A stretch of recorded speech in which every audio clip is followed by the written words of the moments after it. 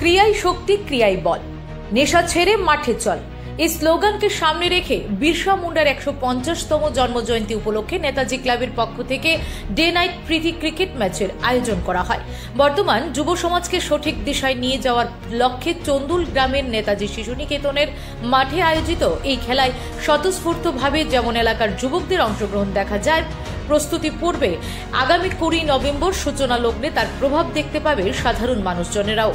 উদ্বোধনী অনুষ্ঠানে উপস্থিত থাকবেন এমডিসি পদ্মলোচন ত্রিপুরা, সিপাহীজলা জেলা পরিষদের সদস্য প্রসেনজিৎ ঘোষ এবং সমাজসেবক তথা ধনপুর বিধানসভার মণ্ডল সভাপতি বিপুল মজুমদার, মেলাঘর থানার ওসি জয়ন্ত দাস সহ একাধিক অতিথি বর্গরা, এবং তাদের হাত ধরেই উদ্বোধন হবে এই প্রীতি ক্রিকেট ম্যাচে।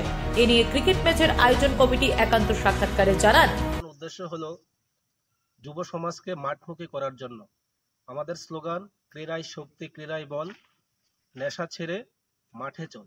এই স্লোগানকে সামনে রেখেই আমরা যুব সমাজকে মাঠমুখী করার লক্ষ্যে আমরা নেতাজি ক্লাবের উদ্যোগে বিরসা মুন্ডার ১৫০তম জন্ম জয়ন্তী উপলক্ষে আমাদের এই সিজন 2 নাইট ক্রিকেট টুর্নামেন্টের আয়োজন করেছি।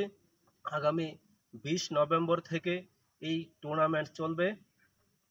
আমরা দেশের যুব সমাজ আজকে নেশার কবলে প্রায় ধ্বংসের মুখে। সেই ধ্বংসের হাত থেকে যুব সমাজকে উদ্ধার করার লক্ষ্যে দেশের প্রধান যে শক্তি যুব সমাজ আজ নেশার কবলে নিমজ্জিত, অনেক মায়ের কুল খালি হচ্ছে সেই নেশার জন্য। সেই নেশা থেকে ফিরিয়ে এনে যুব সমাজকে মাঠমুখী করাই আমাদের প্রধান লক্ষ্য। আমরা এই রাজ্যবাসীর কাছে বিনীত আবেদন রাখব, আপনারা সবাই আমাদের সাথে সহযোগী হয়ে যুব সমাজকে রক্ষা করুন এবং এই এলাকার সমস্ত ক্রীড়াপ্রেমী মানুষ মাঠে উপস্থিত থেকে আমাদের এই খেলাকে সফল করার জন্য সহযোগিতার হাত বাড়িয়ে দেবেন, এই আশা এবং আকাঙ্ক্ষা আপনাদের উপর রাখছি।